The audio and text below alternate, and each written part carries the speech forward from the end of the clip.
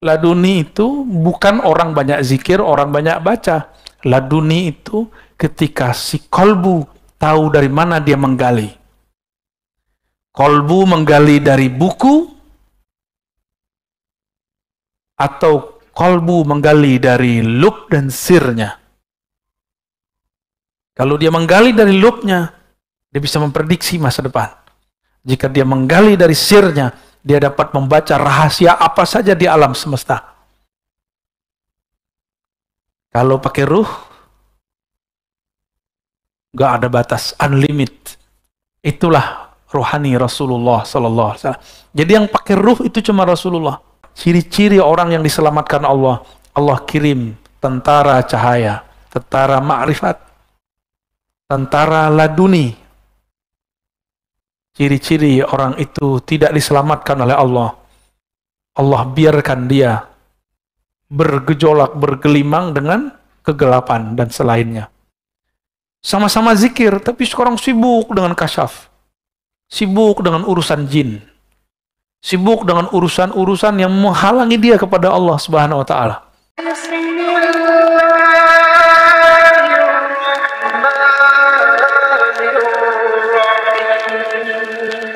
Wirid. Apa itu wirid? Amalan yang diistiqomahkan. Kapan seseorang mempunyai wirid? Apabila dia sudah menjadikan satu amalan menjadi amalan wajibnya di luar yang wajib. Jadi dia mendisiplinkan untuk dirinya di luar yang sudah ada. Kalau 5 waktu kita sudah tahu. Tapi di luar itu, dia melazimkan amal-amal yang tidak dianggap wajib oleh orang awam. Ya, maka disebut wirid.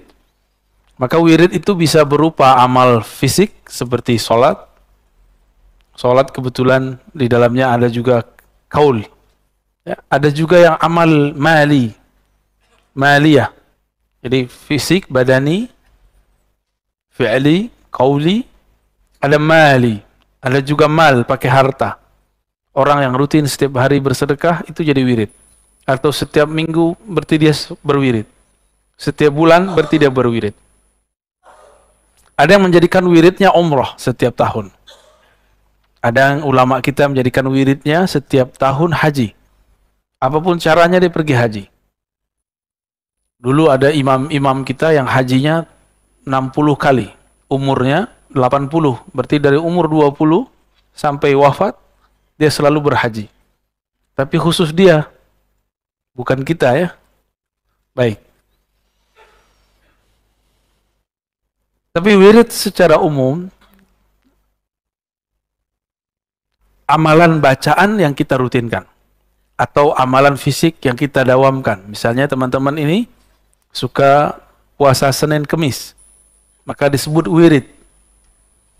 Ciri-ciri orang sudah punya wirid, selain istiqamah, kalau ketinggalan dia qada.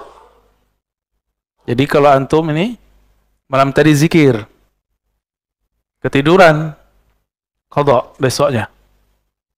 Baru disebut wirid. Jadi kalau masih, amalan sunat kok, biarin aja. Berarti belum jadi wirid. Faham? Ya. Punya kebiasaan baca Quran 1 juz sehari. Legirihlah tidak kuat, tidak sanggup, maka diqadha esoknya. Maka ini disebut bacaannya wirid. Pertanyaannya, lebih duluan wirid atau warid? Nah, apa beda wirid dengan warid? Warid itu anugerah yang Allah berikan.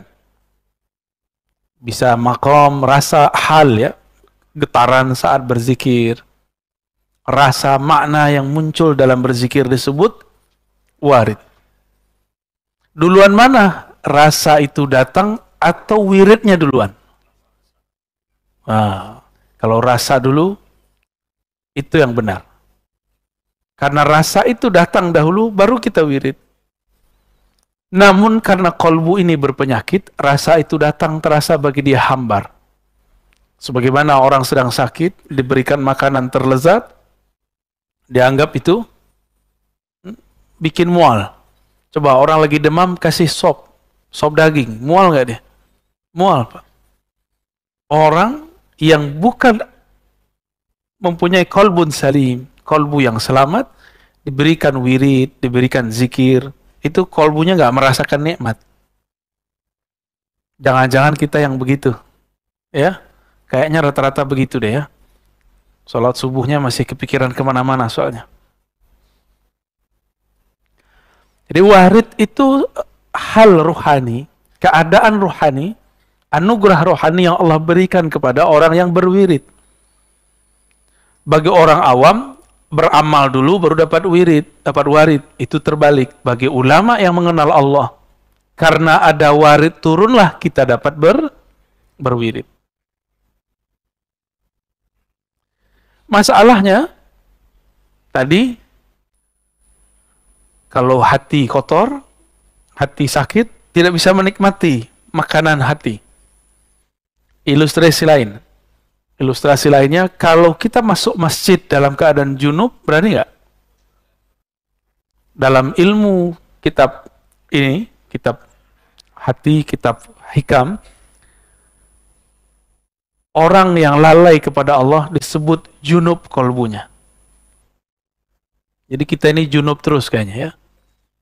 Tapi bukan pakai mandi wajib. Dia pakai taubat wajib. Jadi kolbunya dimandikan dengan taubah. Dengan istighfar kepada Allah Subhanahu wa ta'ala. Masih tegang ya?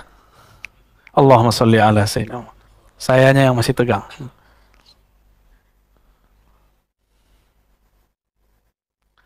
Awrada alaika alwarida litasallamaka min yadil aghyar wa liharriraka min riqil athar. Awrada alaika, yang paling atas ya. Awrada alaika, Allah memberikan kepadamu warid. Satu warid supaya apa? Litasallamaka min yadil aghyar. Jadi warid itu agar dia mengambilmu dari pengaruh selainnya. Jadi kita ini kadang-kadang zikir nggak ada rasa. Tiba-tiba di saat hilang keinginan dapat rasa. Nah, jadi zikir nggak boleh nafsu.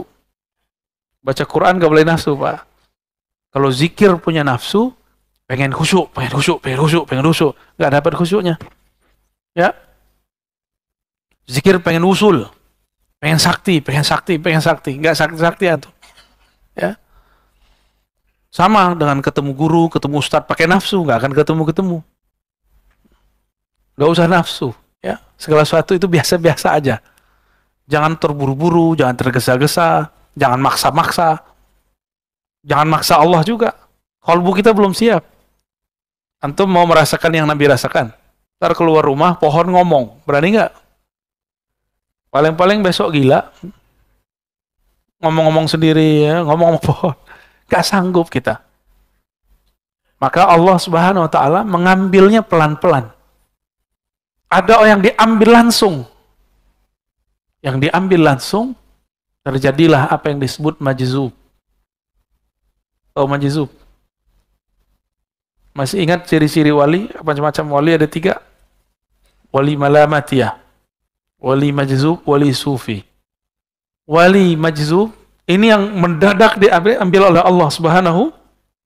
Jadi dia diberikan mahabbah, diberikan ma'rifat secara mendadak. Maka kaget itu, akalnya kaget. Orang biasa yang tidak mengerti walaupun gelarnya doktor, ustadz, kiai 1000 kali, kalau nggak paham ilmu ini, dia akan anggap orang yang mengalami itu gila. Dan saya dituduh orang yang meyakini wali gila. Menurut antum, Wan Syekhon gila nggak? Wali pastinya. Ya, saya punya penyakit serak kalau berbicara, apalagi pagi-pagi begini. Tiba-tiba beliau nganterin satu obat yang sampai sekarang mujarab. Dokter diobatin orang gila, mungkin nggak? Hah? Mungkin nggak? Mungkin nggak dia gila? Nggak mungkin. Ente yang nggak paham. Ya. Jadi kita tidak pernah meyakini wali itu gila atau orang gila wali, nggak ada. Kita menyebutnya majzub, dan majzub beda dengan majnun. Majzub orang yang ketarik akalnya karena cinta, sedangkan majnun orang yang tertutup akalnya disebut gila. Waliharriraka min riqil athar.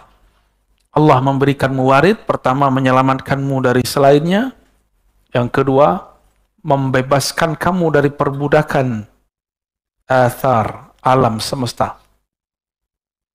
Athar itu boleh juga diartikan ciptaan Allah Subhanahu wa ta'ala. Kita ini mohon maaf sudah jadi budak fulus, budak badan. Coba antum lihat, berangkat pagi, pulang sore. Untuk apa? Fulus, jujur aja. Fulus untuk siapa? Untuk keluarga, untuk anak, untuk badan, untuk lifestyle, gaya hidup. Berarti kita betul-betul jadi budak badan ini. Budak dari pasangan kita sendiri. Mau jadi budak. Ya, budak kalau di Malaysia anak-anak. Tapi perbudakan, paham? Perbudakan. Waliharriraka min riqil athar. Allah berikan rasa supaya kamu tinggalkan perbudakanmu. Inilah yang membuat antum hadir pagi ini. Insya salah satu perbudakan badan tidur. Jadi tidur itu tanda kita tergadaikan oleh tubuh ini. Jadi pengennya jam segini ngapain? Tidur ya. Sama Pak Sio pengen tidur. Tapi kena janji nggak boleh egois. Ya. Doakan saja saya selamat dan sehat selalu, dan teman-teman yang bersama. Ya. Kalau dihitung-hitung capek Pak. Ngajar itu capek, lelah, tapi ya. Kalau kita pikir lelah, kapan berjuangnya? Ya. Itu suara apa itu, Bu? Ya, ditahan. Ya. Yang terganggu bukan saya, orang di depan saya ini. Kekasih Bapak Ibu ini.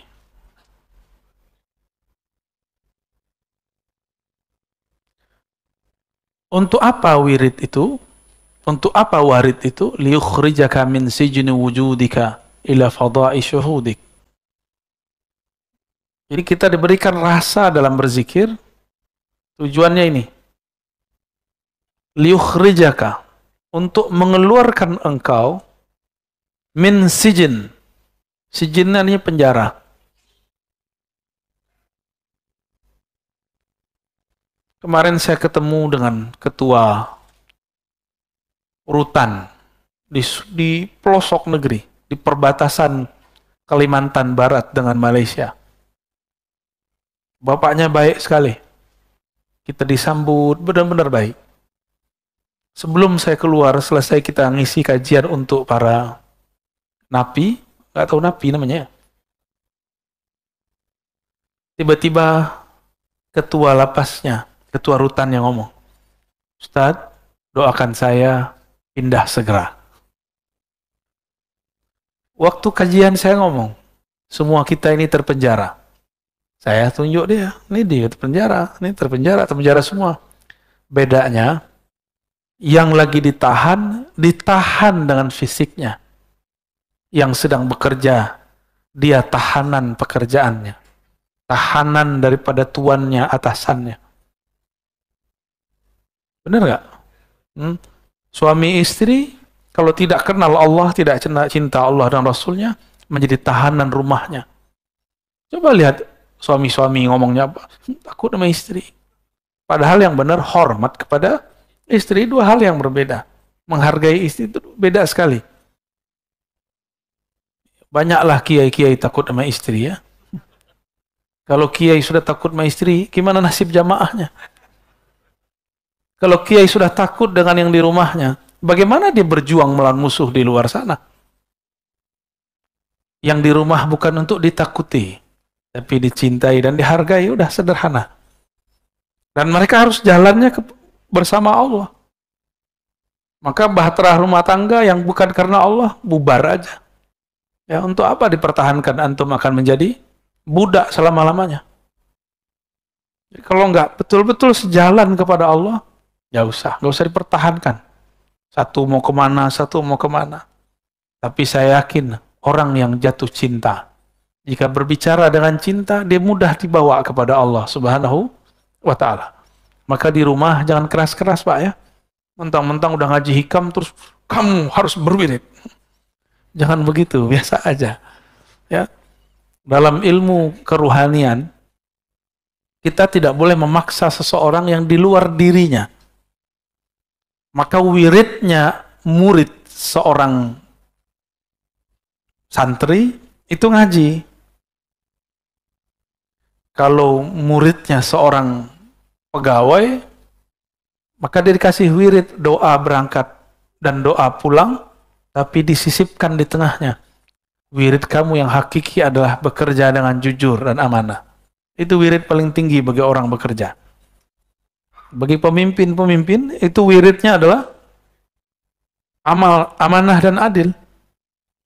Kalau wirid saya, ngajar dengan ikhlas. Ikhlasnya itu yang berat, Pak. Ngajarnya gampang.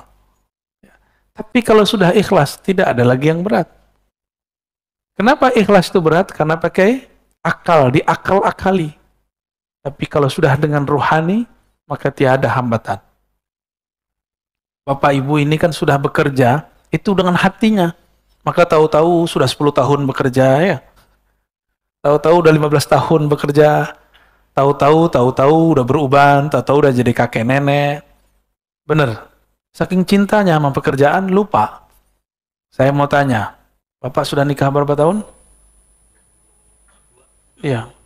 Coba dikenang awal nikah, Pak. Langsung teringat? Sebentar nggak? Sebentar, berarti Bapak cinta sama istri. Ya, alhamdulillah. Ente udah hamil. Anak berapa? Rasanya berapa tahun? Ya, rasanya nikah udah berapa lama? Bentar. Berarti dia cinta sama bininya kan? Bapak buka tuh bajunya ada tatonya tuh. Ini kalau galak begitu ternyata hatinya lembut, ya. Kadang-kadang yang keras itu orang berserban kayak berkopiah kayak saya nih. Dia kan berserbannya belakangan, ya. Kadang-kadang orang beragama, taat itu lebih keras, lebih kaku daripada orang-orang yang tubuhnya sudah bermaksiat, sudah bertato. Lebih gampang tersentuh kadang. Karena orang taat nih, sok taat. Kalau sudah ada sok sedikit, susah masuk ilmu. Allah berikan warid, rasa nikmat berzikir, kecanduan ngaji, itu warid. Antum merasa nikmat ngaji, ada lapang rasa dalam pikiran, itu warid paling mahal. Lebih gede daripada wirid 70.000 kali zikir. Lebih gede daripada sholat 1000 rakaat. Lah kok tiba-tiba ada jamaah, saat syuruk dia sholat dulu, ustadznya lagi ngomong. Berarti dia nggak dapat warid lagi ngaji. Dia beramal pakai nafsu, pengen dapat amalan, pahalanya, umroh dan haji gratis. Ya, padahal ngaji lebih utama daripada itu. Antum belajar satu bab, ini ada 2 bab nih. Itu sama dengan 1000 rakaat. Syuruk cuma 2 rakaat. Tuh, cerdas nggak orang begitu? Tapi di banyak masjid saya melihat begitu. Karena umat diajarkan mengejar pahala, bukan mengejar ma'rifat, bukan mengejar ilmu. Umat diajarkan mengejar benefit. Keuntungan. Kalau kamu begini, kamu dapat ini. Kamu begini, dapat ini. Ilmu begitu, tambah akhir zaman, tambah ditinggal orang. Ya, maka para asatis, para ustadz, kita cerita motivasi dengan pahala seperlunya. Mulai cerdaskan umat. Jangan perbodoh umat dengan benefit pahala. Itu anak kecil begitu. Anak kita dulu atau kita dulu waktu kecil diiming-iming orang tua. Kalau kamu sholat 5 waktu, Bapak belikan sepeda. Kalau kamu puasa 30 hari, dibawa jalan-jalan ke Bali. Gitu. Kan salah itu, ya. Tapi untuk anak kecil boleh. Untuk anak kecil, boleh. Saya pernah cerita, saya bilang ke anak saya, nanti kalau kamu puasanya benar, beliin laptop. Sekali, kita ketiduran. Masya Allahu, yaf'al. Kita ketiduran, dia nangis. Dia nangisnya apa? Nggak bisa beli laptop. Nggak jadi beli laptop. Abi nggak jadi beli laptop. Bangun jam 6 semua. Sok-sok tahajud malam tadi. Lewat, bablas. Itu anak nangis bukan karena puasanya tidak lengkap. Bukan karena dia tidak sahur. Tapi karena dia berpikir, tujuan dia tadi apa? Laptop. Jadian, Pak. Mau begitu? Ya, Allah sudah tunjukkan sekarang-sekarang ini orang-orang yang mengajarkan iming-imingan begitu itu banyak masalah. Ya, pasti banyak masalah. Kita doakan mereka para asatidz yang mengajarkan itu, semoga Allah angkat lagi derajatnya ke derajat yang di atas itu, biar dia tidak selama-lamanya membodoh-bodohkan umat. Ya, mohon maaf ini bahasa lumayan kasar. Mungkin sampai kapan ya?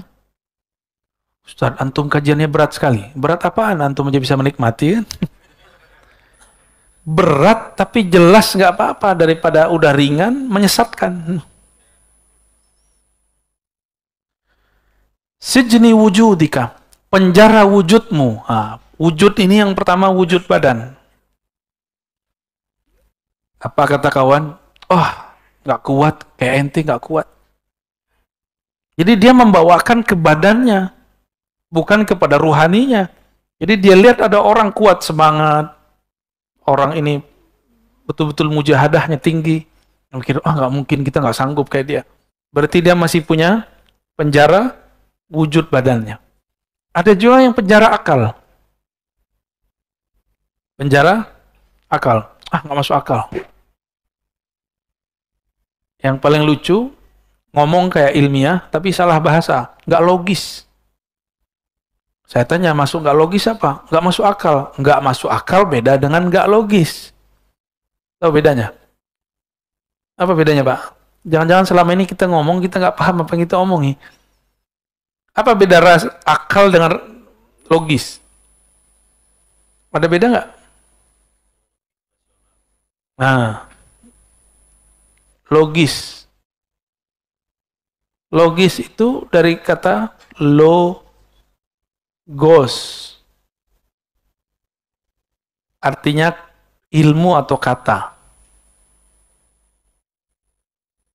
Kata. Kalau tidak masuk akal, rasio. Nggak masuk akal berarti nggak rasional, irasional. Beda nggak? Nggak logis, berarti struktur katanya yang masalah. Kalau nggak masuk akal, berarti akal nggak sanggup mencernanya. Bisa bedain? Api tidak membakar Nabi Ibrahim. Itu masuk kemana? Irasional. Beneran. Akal antum berarti kecil. Hah? Berarti di Quran ada yang nggak masuk akal dong. Nggak masuk akal atau akal antum nggak sanggup? Kalah sama orang Banten nih. Di Banten biasa aja orang ini badannya pakai api nggak kebakar. Masa Nabi Ibrahim aja ente nggak bisa paham? Hah? Berarti rasionya yang kurang terlatih. Ya, rasio itu yang kita sebut akal. Akalnya kurang cerdas itu aja. Ya mohon maaf ya. Semua di Quran masuk akal nggak? Seharusnya. Terus ketika saya turunkan satu-satu tadi, Nabi Ibrahim tidak terbakar. Terus nggak masuk akal? Justru itulah akal yang sebenarnya. Akal yang Allah mau itu akal yang sanggup memahami api tidak membakar itu gimana caranya. Gimana? Mulai ngebul tuh.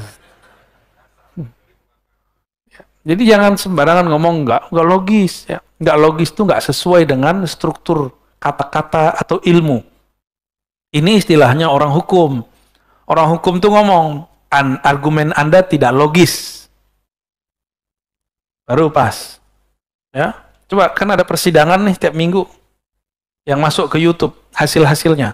Lalu banyak komentator-komentatornya. Itu mereka berbicara di bab logis. Nah, seorang hakim itu membaca kelogisan seseorang. Walaupun dia benar, nggak logis salah. Walaupun dia salah, kalau dia bisa melogiskan, dia benar. Nabi sendiri yang ngomong. Jadi kata Nabi, aku ini cuma manusia. Kalau kalian bawa sesuatu dengan hujah yang logis, aku pasti percaya. Aku menangkan di pengadilan. Itu Nabi yang ngomong.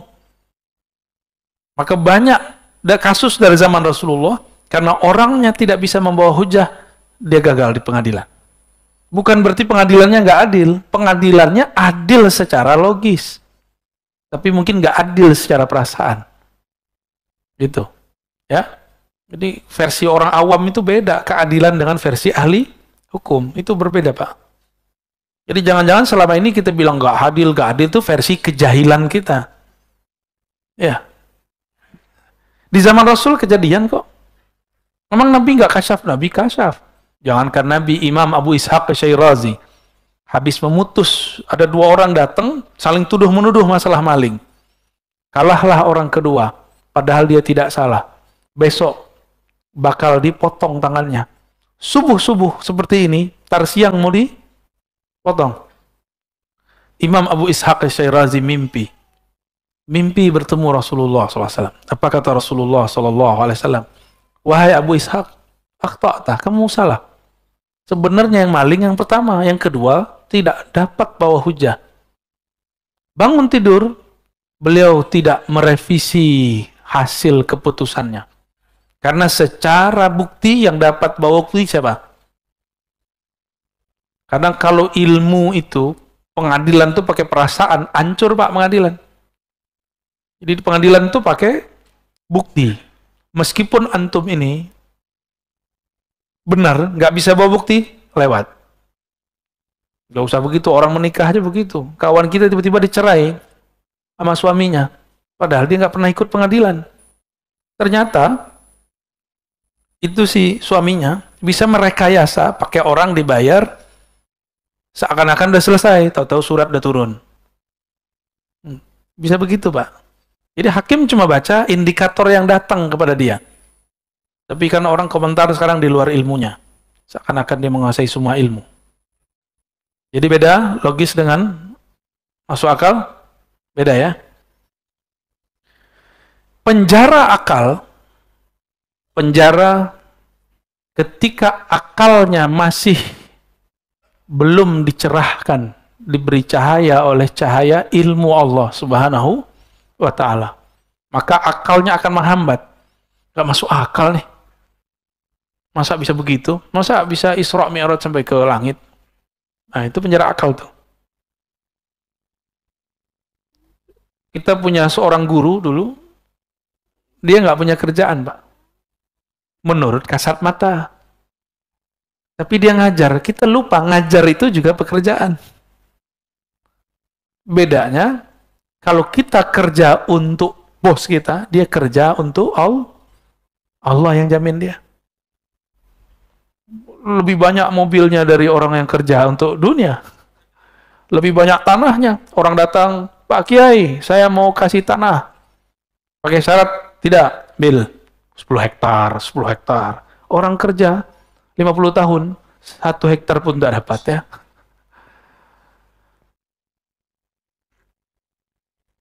Gimana? Masuk akal nggak? Masuk. Berarti akalnya sudah mulai oke ya. Udah mulai connect. Ketemu dengan orang mati, mungkin nggak? Orang mati itu yang mati apanya? Oke. Antum udah cerdas, Mas. Terus yang masih hidup apa? Ruhnya. Maka kalau saya mau ketemu dengan ruh orang mati, tubuh ini harus dianggap mati, dikondisikan mati. Baru ruhnya bisa ketemu dengan ruh orang mati. Itulah yang terjadi pada baginda Rasul SAW. Ketika beliau mengatakan, Ra'aitu Musa yusolli fi qabri. Aku melihat Sayyidina Isa sholat di dalam kuburnya. Bukan di atas kubur, tapi di dalam kubur. Lebih canggih lagi tuh. Beliau ketika sampai di Al-Masjid Al-Maqdis, Baitul Maqdis, melihat 124.000 para nabi dan rasul sholat di belakangnya. Itulah, ini asrar, rahasia, bahwa semua para nabi kemudian menjadi umat Nabi Muhammad sallallahu alaihi wasallam. Jadi makmumnya beliau semua. Maka wajar beliau mengatakan, itu Nabi Ibrahim pun butuh syafaatku baru bisa masuk surga. Apalagi kalian, ya, sok-sokan baru tahajud berapa tahun, ya. Baru ngaji sunnah bid'ah kemarin sore, udah bisa ngancem-ngancem ustadznya. Saya bersaksi di akhirat, Anda ini sesat. Emang ente sempat jadi saksi? Berarti dia nggak mengenal akhir zaman, akhirat. Jadi ada namanya al-ilmu bi akhir zaman atau bil akhirah. Ilmu mengenai akhir zaman dan akhirat. Bahwa di akhirat itu nanti orang nggak akan sempat memikirkan orang lain. Hanya Rasulullah lah yang sempat memikirkan selain dirinya dan pewaris Rasulullah Sallallahu Alaihi Wasallam. Orang yang di dunia ini memikirkan umat, nanti dia di sana akan dekat dengan Rasulullah Sallallahu Alaihi Wasallam. Tapi orang yang sekarang di dunia ini, dia memikirkan dirinya sendiri, dia jauh dari Rasulullah Sallallahu Alaihi Wasallam. Dari penjara wujudmu kepada fadha'i syuhudik, kepada limpahan penyaksian kepada Allah atau ranah menyaksikan Allah Subhanahu wa Ta'ala. Itu tadi. Kalau Bapak bisa masuk akal nggak? Kiai di kampung digaji 200.000 sebulan dari pesantren. Tapi bisa berangkat umroh haji lebih sering dari Bapak ini. Tiba-tiba mobilnya ganti terus. Gajinya 200.000 sebulan. Seperti yang saya katakan tadi, tanahnya tambah terus. Orang nitip, orang ngasih. Bisa begitu. Gajinya cuma 200. Tapi karena dia kerja untuk Allah, bukan untuk tuannya. Maka Allah Subhanahu wa Ta'ala kayakan dia. Yang tadinya, kalau coba pikirin Pak, kerja 24 jam. Jadi kiai kan kerja 24 jam. Baru mau tidur, tiba-tiba gedor-gedor. Pak Kiai, sakarat. Tolong ditalkin. Mau tidur, udah lama nggak ketemu istrinya. Baru senang-senang dengan istrinya, tiba-tiba gedor-gedor lagi. Pak Ustadz, ada yang kesurupan. Wah, ustadznya dukun kali ya. Akhirnya datanglah ke sana. Selesai, dikasih amplop TKS. Terima kasih Ustadz. Gak dikasih apa-apa. Tapi si Ustadz bekerja untuk Allah. Allah yang jamin dia. Percaya bahwa keberkahan bukan pada angka-angka. Keberkahan ada karena orang memandang Allah Subhanahu wa Ta'ala. Ya. Saya kalau pikir-pikir di pesantren atau di kampus ngajar, malas kita Pak. Tapi kita pikirkan keberkahan, Masya Allah. Ya, ada aja. Dan keberkahan itu milik mutlak Allah Subhanahu wa Ta'ala. Dan dia bisa kirim lewat benda apa saja. Di saat kapan saja. Gimana? Yakin anaknya mau jadi kader jadi kiai? Gaji 200.000 sebulan. Baik. Jadi untuk apa wirid? Warid itu memerdekakan kamu dari perbudakan selain Allah Subhanahu wa Ta'ala. Sebenarnya di kolbu ini ada penjara. Sebelum masuk ke dalam kolbu ada penjara namanya penjara cahaya.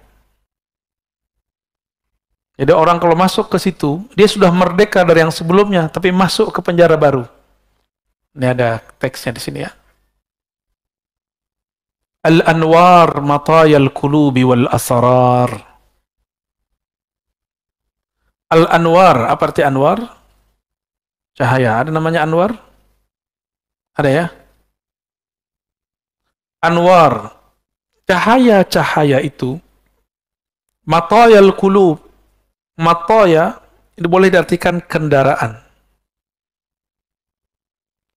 Cahaya itu adalah kendaraan untuk kolbu dan sir.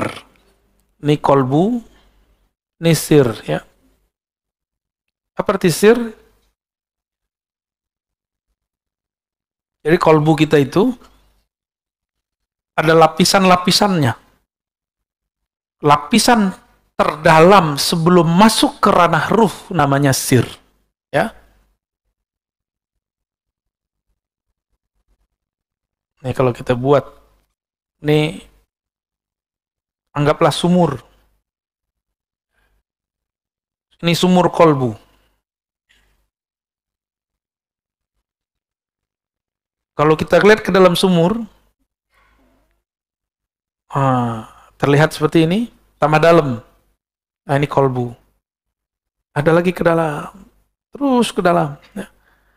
Yang ini disebut dengan fuad. Fuad itu tempat memutuskan apa saja. Lalu di dalamnya lagi disebut lub. Lub itu inti dari kolbu. Otaknya otak gitu ya. Jadi semua kecerdasan kita ada di lub. Orang yang berpikir dengan lubnya, dia akan mampu membaca 10 tahun ke depan. 5 tahun ke depan. Ini kawan-kawan saya, sebelum pandemi, sebelum ada demam online, dia sudah belajar online dan diejek banyak orang. Tapi dia berpikir tenang dengan lubnya. Dagang sama, yang berbeda cara dagangnya. Benar nggak? Dulu dagang nggak? Saya pernah bercerita di sini, di akhir zaman, pasar di mana-mana, tapi sepi. Coba lihat, ruko ada di mana-mana, sepi. Ini zamannya, Pak. Dulu saya pikirkan, pasar sepi, nggak ada transaksi. Ternyata Nabi hanya sanggup membahasakan ke masyarakat Arab saat itu, akhir zaman, pasar-pasar luas di mana-mana, tapi sepi. Maksudnya, orang cukup pakai handphone, smartphone. Itu zaman Nabi Yusuf aja nggak ada itu, Pak. Nabi Sulaiman bisa terbang kemana-mana, itu iri dengan zaman ini. Kalau perlu dia hidup jadi umat Nabi Muhammad SAW. Ya, gimana? Mau jadi umat terdahulu? Saya nggak mau, Pak. Saya bangga jadi umat akhir zaman. Alhamdulillahirabbil alamin. Imam Abu Hanifah berfatwa banyak hal dan itu berlakunya baru sekarang. Zakat fitrah boleh dengan yang senilai, boleh dengan fulus, boleh dengan yang senilai. Misalnya kita pakai pencet-pencet jadi nggak? Ya, mohon maaf nih para kiai yang sangat setia dengan mazhabnya, mazhab jadulnya. Saya ini juga bermazhab Syafi'i, tapi Syafi'i usuli, bukan Syafi'i furu'i. Syafi'i manhaj, bukan Syafi'i qauli. Apa bedanya? Syafi'i manhaji, kita meminjam manhajnya Imam Syafi'i, kita pakai. Bisa jadi beda hasil qaulnya. Kita ambil teorinya, tapi beda datanya. Data beliau kan zaman dulu, data kita sekarang beda. Teorinya boleh sama. Apa nanti perbedaannya? Coba lihat, ribet nggak? Mohon maaf ya. Kita datang ke kiai, ke ustadz atau panitia zakat, beli beras. Beli beras, Pak Kiai, Pak Ustadz, saya mau zakat, belilah. Terus serahin lagi, saya mau zakat. Ribet nggak? Hari begini masih begitu. Itu beras paling 2 cuma 3 diputar-putar. Intinya pakai duit toh. Tapi begitulah ulama ahli fikih menjaga keorisinalitas pemikiran mereka. Cuma saya nggak sepakat kalau harus saklek. Sekarang zaman orang lagi di mobil, lagi di pesawat, di mana bisa pencet-pencet jadi. Lalu kenapa kita harus mempersulit? Maka jika ada waktu, lakukan itu. Lakukan, anterin beras. Jika tidak ada waktu, kita ambil yang baru ini. Jadi nggak boleh saklek juga, nggak boleh juga menghina yang lama. Ya, yang lama kita pertahankan jika memungkinkan. Jika tidak, kita terima yang baru. Itu orang punya loop. Di dalam inilah namanya ruh. Qalbu ini, supaya dia bergerak, masuk ke dalam fuad, dia harus pakai cahaya. Cahaya apa? Cahaya ma'rifatullah. Cahaya mengenal Allah Subhanahu wa ta'ala. Saya boleh sebut ini boleh kita sebut dengan, kalau ada smartphone, ini smart apa? Qalbu. Kalau smart kolbu, di dalamnya pasti ada memori, server, ada Play Store, apa kalau Apple itu apa? App Store. Ini juga ada kolbu store. Bukan store, Pak. Apa yang terjadi di sana? Allah menurunkan di dalamnya rahasia-rahasia, ilmu pengetahuan. Kenapa ilmunya para ustadz mentok? Ngaji itu yang diulang-ulang. Karena ilmunya terbatas pada yang tertulis atau yang didengar. Atau pada hafalannya. Kalau dia punya smart kolbu, aktif. Ada pulsanya, ada paketnya. Kan beda paket, beda hasil, Pak. Ya. Atau dia nggak punya. Dia cuma punya jaringan wifi. Maka dia aktifkan, dia dekat kepada sumber, maka dia bisa mendownload. Orang yang bisa merasakan ini, inilah yang disebut laduni. Jadi paham laduni itu apa? Masuk. Bisa dipahami. Jadi laduni itu nggak aneh-aneh, Pak. Laduni itu bukan berarti kepala dikeplak-keplak terus masuk ilmu, itu nggak. Ambil kitab, terus gini, masukin, enggak begitu. Zikir 70.000 kali dapat laduni, enggak. Laduni itu bukan orang banyak zikir, orang banyak baca. Laduni itu ketika si kolbu tahu dari mana dia menggali. Kolbu menggali dari buku, atau kolbu menggali dari lub dan sirnya. Kalau dia menggali dari lubnya, dia bisa memprediksi masa depan. Jika dia menggali dari sirnya, dia dapat membaca rahasia apa saja di alam semesta. Kalau pakai ruh, nggak ada batas, unlimited. Itulah rohani Rasulullah Sallallahu Alaihi Wasallam. Jadi yang pakai ruh itu cuma Rasulullah. Para nabi paling sampai lub. Para nabi, Pak. Jadi 124.000 para nabi, itu paling tinggi cuma lub dan sir. Lub, sir, lubnya dan sirnya. Oh, ini ada satu sini lagi ya.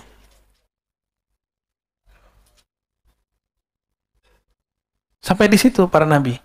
Nah, nabi yang sampai ke sir, itulah 313 rasul. Sedangkan selainnya, sampai di awal-awal sir itu. Sedangkan yang 313 sudah di ujung. Sudah di ujung pencapaian rohani. Yang menjadi pakar ruh cuma Rasulullah Sallallahu Alaihi Wasallam. Maka ilmunya Rasulullah di atas para malaikat. Jibril nggak bisa tembus, Pak. Jibril cuma sampai ke Fuad. Jibril menurunkan Al-Quran sampai ke Fuad. Sebenarnya dia tidak menurunkan, dia cuma nyolek Fuadnya Rasulullah. Ternyata dalam kolbu Rasulullah sudah ada semua Quran. Jadi Quran turun itu cuma formalitas. Pada hakikatnya di kolbu Nabi sudah ada semua Quran itu. Kan khuluquhul Quran, akhlaknya Quran, berarti dia itu batangannya Quran, kira-kira begitu. Isinya Quran ya Rasulullah itu sendiri. Kalau akhlaknya Quran, sifatnya apa dong? Hembusannya apa dong? Dialah hakikat Quran yang sebenarnya. Dengan demikian Rasulullah SAW itu ilmunya unlimited, tidak terbatas. Kalau kita ada kuota unlimited, tapi kalau habis jatahnya loading.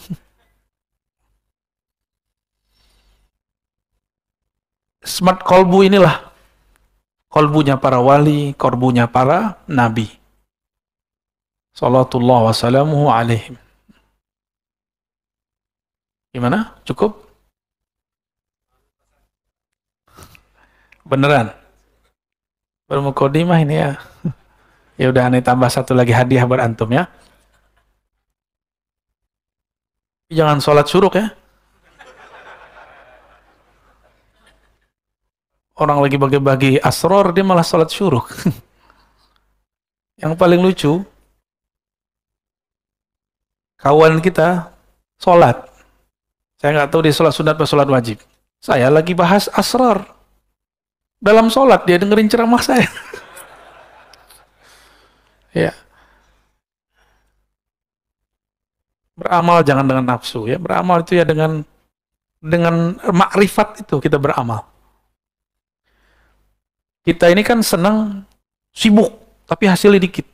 Lagi ngapain? Sibuk. Gaji gitu-gitu aja. Sekarang ini orang udah rebahan, gaji jalan terus.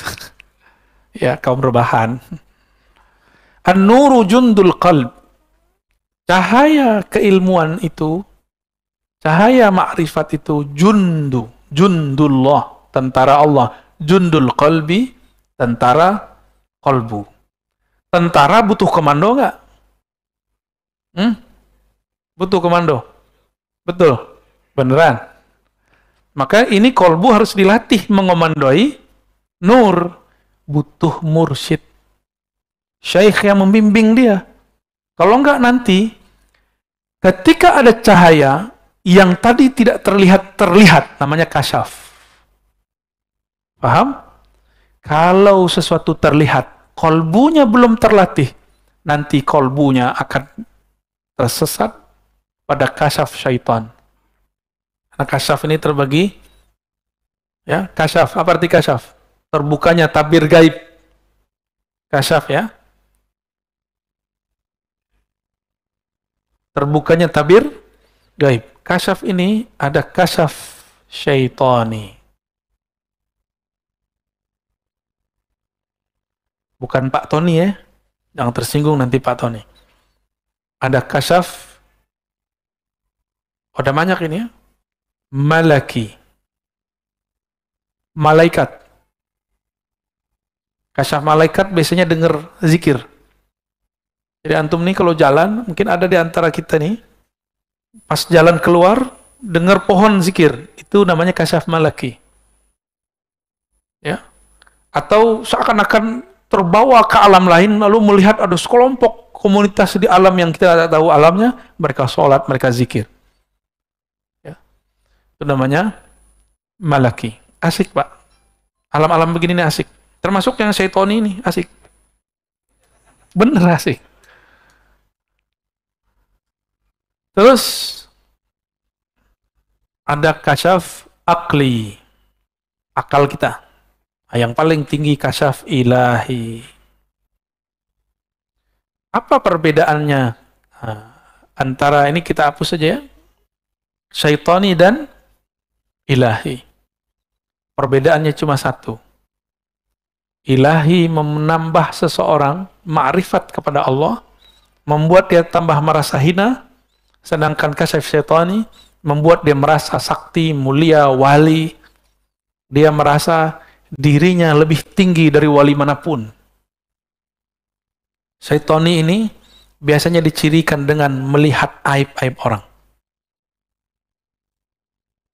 Makanya kita tegur kalau ada murid lagi zikir, terus dia melihat kawannya berwajah hitam. Saya bilang itu setan yang datang. Supaya kamu tengkar dan suuzon kepada kawanmu itu. Ya, jadi jangan langsung percaya. Ciri-ciri kasyaf syaitani, terbukanya aib orang lain. Dah, gitu aja. Jadi kalau setiap aib, itu bukan dari Allah. Dan biasanya, kalau itu dari Allah, dia berbicara aib. Tapi nggak disebutkan orangnya. Cuma dikasih simbol-simbol. Suatu kali saya diuji oleh Allah. Harus mundur dari semua jadwal saya. Karena diperintahkan guru. Lalu saya menyarankan orang yang khidmah kepada guru saya untuk nggak percaya kepada panitia yang di sana. Karena mereka menurut saya tidak terpercaya. Tapi saya dianggap su'ul adab. Dan saya ridho. Tapi sebelum saya meridho itu, tiba-tiba Allah kasih penglihatan. Lagi tadi, sebelum kayak kita datang ke masjid 15 menit sebelum azan. Saya zikir 15 menit, tiba-tiba Allah tunjukkan. Habis lagi zikir nih, nggak tidur. Ada orang kayak santri cium tangan guru saya, tapi lidahnya seperti ular. Tapi orang ini nggak kelihatan wajahnya siapa. Nah, ini berarti dari Allah. Karena saya tidak kemudian bersuuzon kepada siapapun. Cuma kemudian mencari-cari ini siapa. Karena Allah Ta'ala yang menurunkan, maka kita katakan, ya Allah, bimbing aku di jalan. Jangan sampai menyalahkan orang yang tidak salah. bantu menyelesaikan masalah. Ternyata betul, bertahap Allah bukakan siapa orangnya. Tanpa perlu saya ngomong. Jadi kalau kasyaf dari Allah, nggak bisa direncanakan, Pak. Penciriannya apa yang paling penting? Tidak menyebutkan aib seseorang secara jelas. Gitu ya. Nanti antum nih, zikir. Tiba-tiba ngelihat di jidat kawan kita ada noda hitam. Nah, itu dari setan tuh. Ya. Itu dari syaitan. Pastikan dari setan. Karena jelas ada orang di situ. Tapi kalau kita tiba-tiba melihat ada sesuatu, orang lagi zikir, tapi kepalanya berubah, tapi kita nggak tahu siapa orangnya. Tunggu aja, nanti juga ada.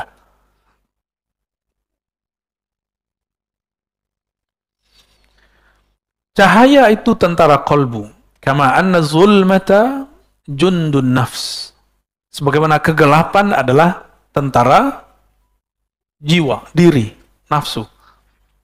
Berarti ada dua tentara ya. Tentara dalam bab ini itu persis seperti tentara dalam pemahaman militer. Dia punya serangan. Itu zulmah, kegelapan ini. Dia bisa menyerang, Pak. Masuk lewat pikiran, masuk lewat telinga, masuk semua. Dan serangannya bertubi-tubi. Kalau orang berzikir dengan nafsunya, pengen jadi wali, nanti pas lagi zikir, kamu wali, kamu wali, kamu wali.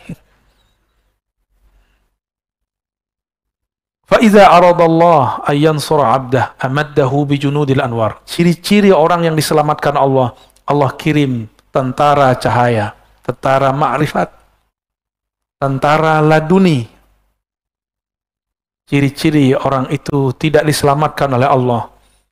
Allah biarkan dia bergejolak, bergelimang dengan kegelapan dan selainnya. Sama-sama zikir, tapi sekarang sibuk dengan kasyaf. Sibuk dengan urusan jin. Sibuk dengan urusan-urusan yang menghalangi dia kepada Allah Subhanahu wa taala. Berarti dia sedang terjebak pada madadaz zulmi wal aghyar, dan itu banyak Pak dari dulu. Dari dulu orang-orang yang ingin belajar zikir terhalang di bab ini. Sama-sama melihat yang gaib. Bedanya yang ini asik dengan kegaibannya, sedangkan yang pertama ini asik dengan yang maha gaib. Allah Subhanahu. Yang gaib-gaib itu asik ya. Kalau dulu anak kecil petak umpet, cari yang nggak kelihatan, kan gaib juga. Petak umpetnya ahli zikir, pengen cari-cari khadamnya orang. Cek nih, cek, wah kamu punya khadam nih 1000. Cek, oh kamu punya jin nasab. Asik itu Pak, asik bener. Saya kan mantan. Ntar cek lagi, wah ini cincinnya ada isinya nih. Nah, saya sini aja.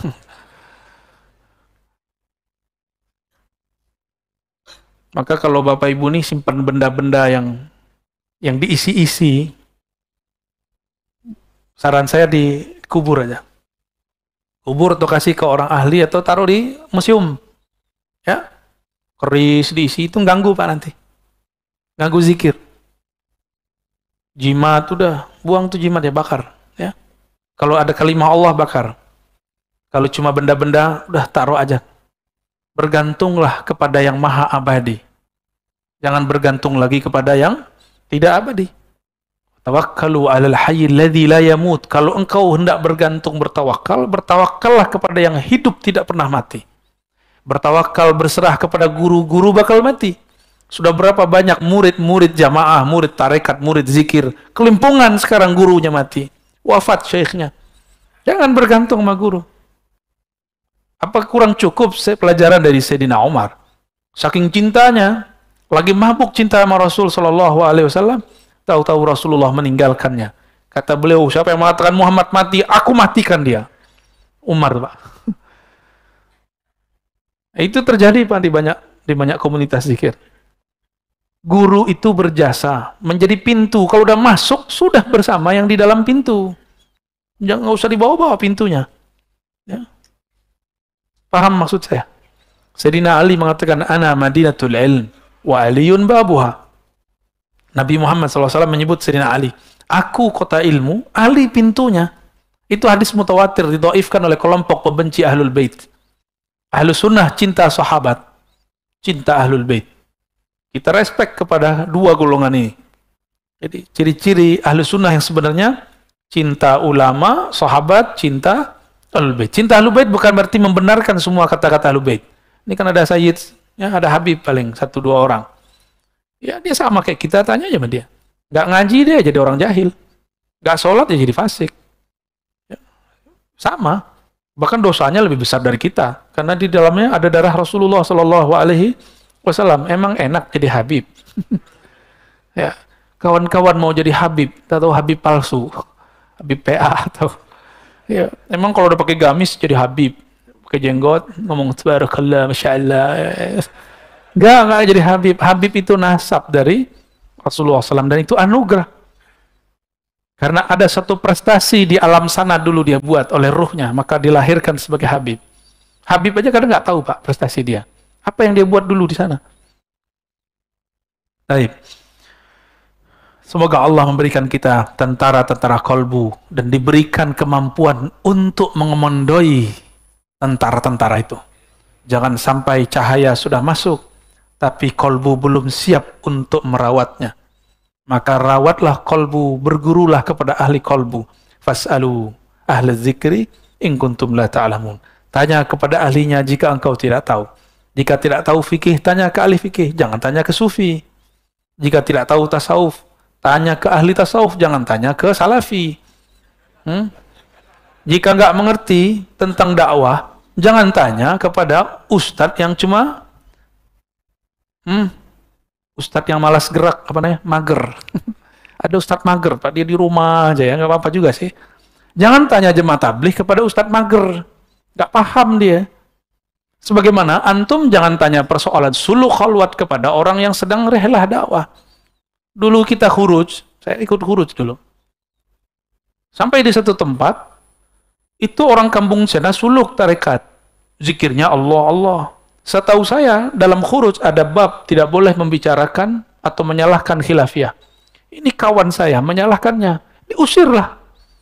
Untung ada saya, sudah pernah bersuluk 40 hari. Kita cut dari bisa yang urus.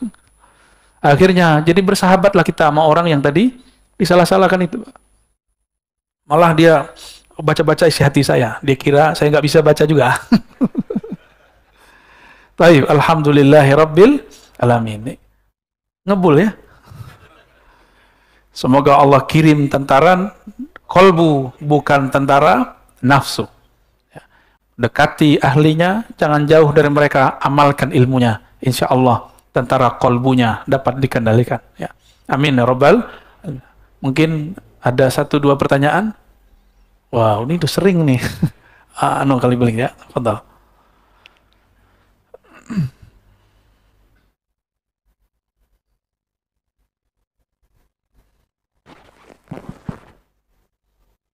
Assalamualaikum warahmatullahi wabarakatuh. Assalamualaikum. Saya Safaat Ustadz dari Tangerang. Saya butuh syafaat, Pak. Sama Ustadz. Lanjut. Pertanyaan saya mengenai wali yang majdub Ustadz. Bagaimana cara kita untuk membedakan kejadian-kejadian atau perbuatan yang khariqul addah itu, kan orang-orang lain juga kadang-kadang melakukan. Tapi kalau wali majdub ini ya juga melakukan seperti itu.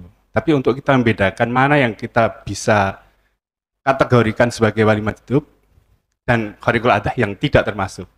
Itu yang pertama. Yang kedua, ya katakanlah kayak Wan Sekhan, Habib Ja'far, dan sebagainya itu. Di antara beliau-beliau ini kan ya kejadiannya apa, perbuatannya emang khariqul adah semua. Yang mana yang boleh kita ikuti, atau bagaimana cara kita mengikuti, namanya wali, kita pengen mengikutinya. Tapi kan susah tadi. Gimana kejadian seperti itu? Mohon maaf, kadang-kadang saya ketika pertama mendengar Habib Ja'far Al-Qadhi berdoa, saya kaget. Kayak gini kok wali? Kayak gini kok wali? Kayak gini kok wali? Dan banyak gitu ya? Saya akhirnya para kiai cium tangan. Ya. itu seperti itu. Maksudnya kita mana yang harus kita ikuti? Baik. Syukran. Assalamualaikum warahmatullahi wabarakatuh. Teman saya terjebak oleh kata-kata gitu, Pak. Kayak gini kok wali? Jadi wali versi Bapak syafaat apa? Sorban. Dia doang yang wali, Pak. Ya. Tapi ente besok jangan tanggalin serbannya, tetap begitu ya. Kita bayangin wali itu tengah hutan, sendiri. Ya nggak seru, Pak. Jangan bayangin wali itu orang yang sendiri, nggak punya nafsu. Enggak. Nabi istrinya 9. Bukan berarti hatinya kotor. Nabi Sulaiman punya kekuasaan di timur, di barat. Bukan berarti dia cinta dunia. Istrinya 600, gundiknya 1000. Bukan berarti dia bukan kekasih Allah. Nggak ada urusannya. Menurut kita nih, apalagi ibu-ibu ini ya. Mohon maaf ibu-ibu. Kita mikirin, masa wali bininya banyak? Jadi kita konsepnya wali itu nggak ada nafsu. Kalau kayak gitu batal dong kenabian Nabi Muhammad SAW.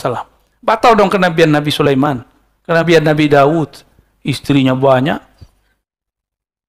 Wali itu jangan pakai konsep kita. Wali itu pakai konsep yang punya kewalian. Siapa yang punya kewalian? Allah. Nah itu rikil athar juga tuh ya. Budak asumsi, paradigma. Jadi tolong jangan pikirkan wali itu semuanya kemana-mana pakai tasbih, terus pakai tongkat. Subhanallah. Enggak, Pak. Sesekali saya meniru itu. Malam tadi kita kajian di Tangerang, saya pakai tongkat. Tapi enggak selalu, biar Bapak juga tahu bahwa itu bukan semuanya wali begitu. Kita mah wali murid ya. Benar nggak wali murid? Udah pasti. Sama wali anak kita sendiri ya. Wali menurut Allah itu apa? Ala inna awliya Allah la khawfun alaihim wa la hum yahzanun. Wali Allah itu tidak ada hazannya. Tidak ada khaufnya. Jadi wali nih. Ya kan kita punya konsep macam-macam. Nah, ujungnya ada 2 karakter dia. Apa itu? Tidak ada hazan. Apa arti hazan? Huzun, ya. Sedih. Yang kedua khauf. Apa arti khauf? Takut. Wali itu nggak ada itu. Wali-wali yang mengalami tidak ada rusuh di hatinya, tidak ada gundah dalam jiwanya. Walinya ada 3. Pertama wali sufi. Nah itu yang antum bayangin tuh ya, kemana-mana pakai tongkat. Jenggotnya Masya Allah. Serbannya Masya Allah, kopiahnya rapi, jubahnya rapi, sarungnya rapi, tasbihnya luar biasa, wiridnya terjaga, tertata rapi. Karena sufi pakai tariqah, rekat. Ya. Ada wali yang kedua. Ini sufi itu jadi wali, zahirnya karena riyadhah dan mujahadah. Zahirnya, batinnya tetap Allah.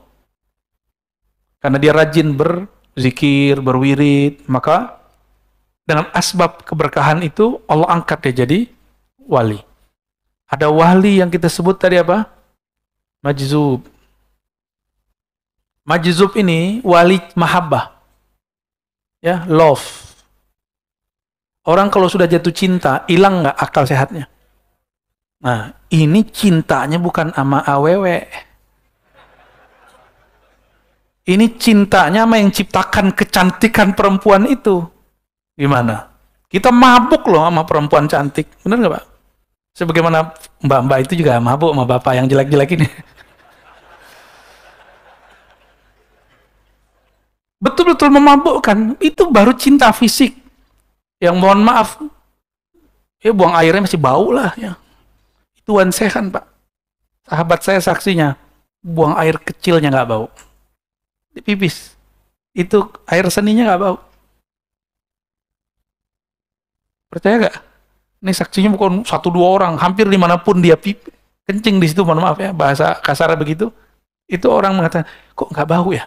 Itu baru cucu Rasulullah, cicit Rasulullah SAW. Gimana Rasulnya? Sallallahu alaihi wasallam. Padahal orang rokok, itu kan kotor pembersihannya. Normalnya kalau dia ngerokok, itu pasti bau. Bener nggak? Kita yang nggak ngerokok aja bau. Karena jengkol. Yang ketiga namanya malamatiyah. Malamatiyah ini ada satu torikot di Turki namanya malamatiyah. Tapi bukan itu. Malamatiyah ini orang yang diberikan asrar dan ma'rifat mutlak. Itu mutlak. Maka malamatiyah ini karena dia punya asrar di mana? Di bagian paling dalam kolbu tadi, ruh. dia harus menjaganya. Karena ini permata, permata harus dijaga benar. Coba lihat sekarang, sejak kejadian ada toko emas di Ciputat, tahun kapan itu dibobol orang pas Jumatan, masih ingat? Sekarang semua toko emas di Ciputat itu pakai, ya, udah kayak penjara, Pak. Begitu orang jaga emas, apalagi jaga emas-emas. Ini Malamatiyah jaga rahasia langit dan bumi, bahkan rahasia aras, bahkan rahasia sebelum aras dicipta. Bahkan rahasia setelah alam ini ada. Itu dia nyimpen semua di kolbunya. Orang Malamatiyah. Maka Malamatiyah ini bukan orang gila, dia orang waras. Tapi kalau ahwal rohaninya datang, dia perlu menyembunyikannya. Kalau enggak, dia nanti jadi majzub. Maka Malamatiyah ini orang yang paling pintar bersembunyi dalam rupa yang banyak. Beda dengan munafik. Munafik menyembunyikan kebusukan. Kalau ini menyembunyikan keindahan, keharuman. Tapi kalau wali Allah, kekasih Allah, dia bisa mencium bau itu. Walaupun ditutup dengan penampilan, dengan maksiat yang luar biasa, dia bisa mencium bau itu. Ini yang terjadi pada Salahuddin Al-Ayyubi. Dia tidak terkecoh oleh joroknya Qutaib Alban. Qutaib Alban itu nguji para qadhi, para imam. Mohon maaf Pak ya, pipis berdiri depan masjid tanpa ditutup, tanpa istinja. Lalu dia teriak-teriak depan masjid. Orang lagi sholat, dia berisik. Ngecek, itu imam yang hafiz Quran, dia ingat Allah lagi sholat atau dia kesel sama saya. Allah Akbar, lagi kesel sama orang. Awas loh, kalau selesai Assalamualaikum, gue gampar loh. Jadi dia dalam sholatnya menyimpan kebencian-kebencian dan dendam. Dan dia sudah merencanakan makar dalam sholatnya. Banyak orang begitu, ya. Orang kayak gitu, sholatnya merasa sok diterima, ya salam. Habis itu dengan sholat yang kacau itu dia berani bentak orang. Kau ganggu sholat saya. Bukan sholatmu yang terganggu, hatimu yang banyak gangguan. Nih contoh, kita kalau di bus trans, atau di MRT, atau di pesawat, asik main handphone. Orang mau berisik di samping gimana? Nggak ngaruh. Karena mainannya ada dan dia tahu cara memainkan mainannya. Maka saya sarankan antum, kenali smart kolbunya. Biar pencet-pencetnya tahu. Biar nge-game-nya asik. Orang mau bom kiri kanan, dia masih asik pakai game kolbu. Mau orang kiri kanan berisik, dia nggak ada gangguan. Karena kolbunya sudah smart. Ya, itulah kolbu sufi, kolbu majzub, kolbu Malamatiyah. Jalur saya jalur sufi Pak, tapi saya belum jadi sufi. Saya lagi belajar jadi sufi. Sufi kok kayak saya kan nggak pas ya. Kalau majzub, oh saya nggak masuk ya. Tapi ketemu dengan mereka. Malamatiyah, saya pun sedang belajar kecil-kecilan tentang mereka dan ilmu mereka. Ya. Dan mereka ini nggak banyak. Di alam semesta paling cuma 40 orang. Dikit. 40 orang paling. Kalau majzub, sama nggak banyak juga. Meninggal Abah Syekhon, saya nggak tahu lagi ntar. Antum mau? Kita usulkan. Baik. Yang kedua tadi apa? Tanya. Terjawab semua ya? Yang diikuti sufi. Malamatiyah itu, kalau dia lagi buka tirainya, jadi dia sufi. Gitu. Jadi Malamatiyah ini, dia bisa berbaju majzub, bisa berbaju sufi, bisa berbaju semua thariqah.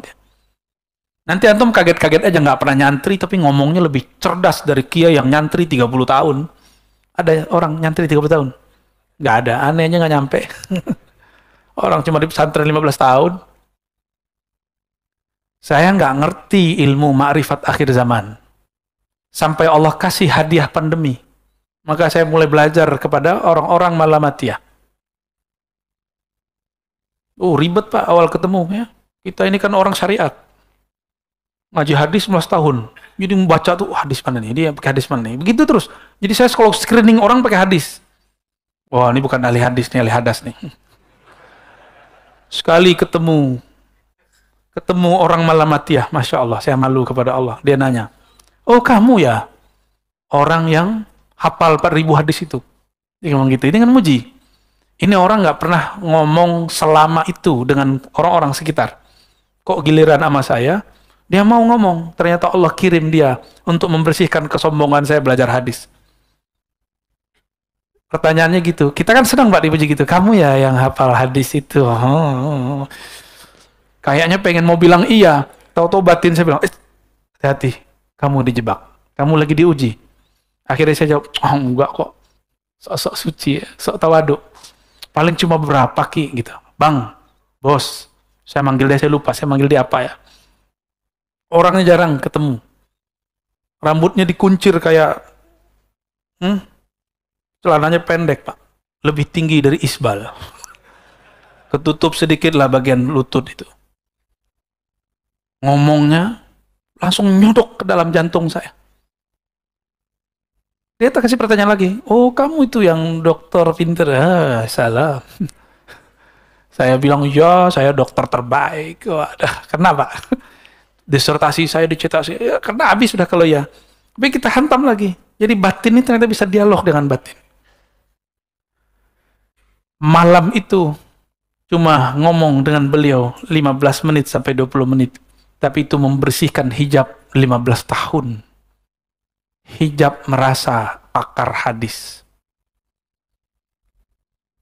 Cuma 15 menit dibersihkan untuk masalah yang sudah terkubur 15 tahun. Oh, yang ketemu saya sebelum saya ketemu dia, pasti bilang Ar-Razi itu sombong. Betul Pak, saya merasakan kesombongan itu. Waduh, saya nggak bisa cerita, saya bersyukur ketemu orang begitu.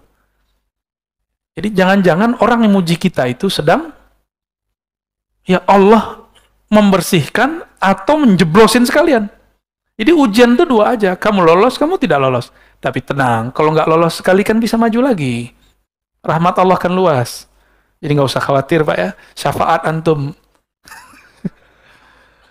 Oke, cukup lah ya, udah jam 6:30. Untuk yang udah ngangkat tangan, terima kasih. Insya Allah lain waktu kita jawab lagi. Kalau tidak ada halangan, akhir bulan ini, bukan depan berarti ya, kita ngaji ba'da maghrib risalah Kusyairiyah, ba'da isya sahih Muslim. Kata orang siapa bilang ya orang belajar tarikat sufi tidak bisa ngaji hadis ya. Tapi bukan untuk ama mereka, untuk kita ngaji hadisnya ya. Allahumma salli ala sayyidina Muhammad wa ala sayyidina Muhammad. إلى حضرة النبي المصطفى صلى الله عليه وسلم ولسادتنا الأولياء الصوفيين والمجزومين والملامتية وأئمة الصوفية وأئمة المحدثين والمتكلمين من أهل السنة والجماعة والفقهاء الأربعة وسادتنا العلماء وسادتنا المرشدين مربيين والمريدين والحاضرين والحاضرات. الفاتحة. أعوذ بالله من بسم الله الرحمن الرحيم. إياك نعبد وإياك نستعين صراط الذين أنعمت عليهم غير المغضوب عليهم ولا الضالين. اللهم يا رحمن الرحيم يا منزل الفاتحة, wahai yang menurunkan surat Al-Fatihah, salli ala Sayyidina Al-Fatih, sampaikan salam kami kepada Sayyidina Al-Fatih, Nabi kami yang memegang fatihnya langit dan bumi, fatih pembukanya surga. Allahumma balligh salamana wa tahiyyatana ilaih, wa balligh mahabbatana wa syauqana ilaih. Ya Allah, sampaikan salam rindu kami, salam cinta kami kepada baginda Nabi Muhammad sallallahu alaihi wasallam. Salatu wassalamu alaika ya sayyidana ya Rasulullah. Salam beribu kali salam wahai baginda Rasul, semoga tercurah kepada hadirat Engkau. Jawablah salam kami wahai Rasulullah. Terima kami sebagai umatmu wahai Rasulullah. Terima kami sebagai ikhwanmu di akhir zaman. Allahumma ya Ghaffar ya Ghafur ya man huwa alimun bidatis sudur. Wahai yang maha mengetahui dosa-dosa kami, aib-aib kami, masa lalu kami, ampunilah semua kedurhakaan kami. Engkaulah yang maha berkuasa untuk merubah kami, maka rubahlah kami ya Allah dari pemaksiat jadi orang taat, dari orang taat yang sombong menjadi orang taat yang tawadhu, dari orang berilmu yang merasa dia berilmu menjadi orang berilmu yang merasa ilmunya berasal daripada Engkau. Allahumma ya nur ya man huwa nurun ala nur, Wahai pemilik cahaya, jika matahari penyebab hidupnya tubuh-tumbuhan dan manusia bahkan hewan di muka bumi, maka engkaulah pemilik cahaya. Dengan cahayamu itulah ya Allah kalbu kami hidup, fuad kami hidup, lub kami hidup, ruh kami terang benderang. Maka izinkan ya Allah kami mendapatkan cahayamu ya Allah. Cahaya yang tidak pernah terbenam ya Allah. Cahaya yang tidak pernah tertutup oleh awan-awan maksiat ya Allah.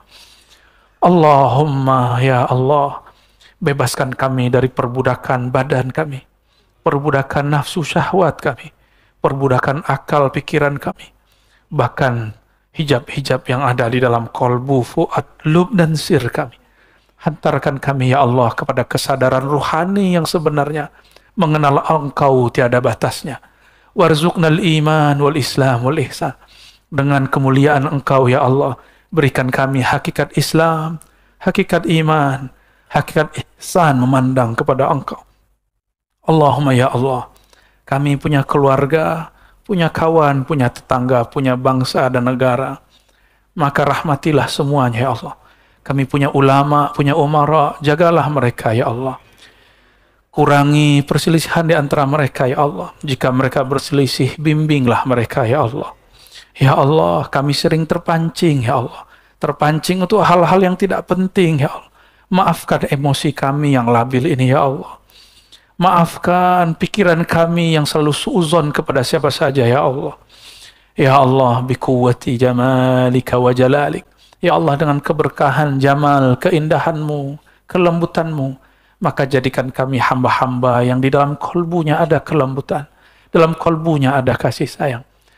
Ya Rabb, akhir kami berdoa, bebaskan kolbu kami dari syirik, dari nifaq, kemunafikan, dari kefasikan, dari riya, ya Allah, dari ingin dipuji ataupun takut dibenci, dari ingin pamer, dari puncak semua dosa, yaitu lalai kepada Engkau, ya Allah.